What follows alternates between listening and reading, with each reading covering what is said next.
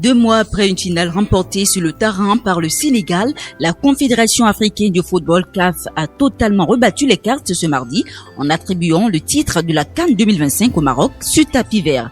À la suite d'un verdict de jury d'appel, les Lions de l'Atlas héritent d'une victoire officielle 3-0 dans un scénario inédit qui a surpris l'ensemble du continent. Entre stupeur au Sénégal et scène de liesse au Maroc, cette décision controversée fait déjà grand bruit et relance le débat sur l'équité sportive.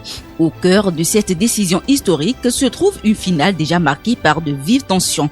Disputée le 18 janvier 2026 à Rabat, le match avait initialement tourné à l'avantage du Sénégal 1-0 après prolongation. Mais la rencontre avait déjà été perturbée par une vive contestation sénégalaise à la suite d'un penalty accordé au Maroc en fin de match. Les joueurs sénégalais avaient quitté la pelouse pendant plusieurs minutes en signe de protestation avant de revenir terminer la rencontre. Saisie par la Fédération royale marocaine de football, la CAF a finalement estimé que ce départ temporaire constituait une violation des règlements, notamment des articles 82 et 84 qui sanctionnent toute équipe quittant le terrain sans autorisation. En conséquence, le jury d'appel a déclaré le Sénégal forfait et homologué le résultat sur tapis vert 3-0 en faveur du Maroc.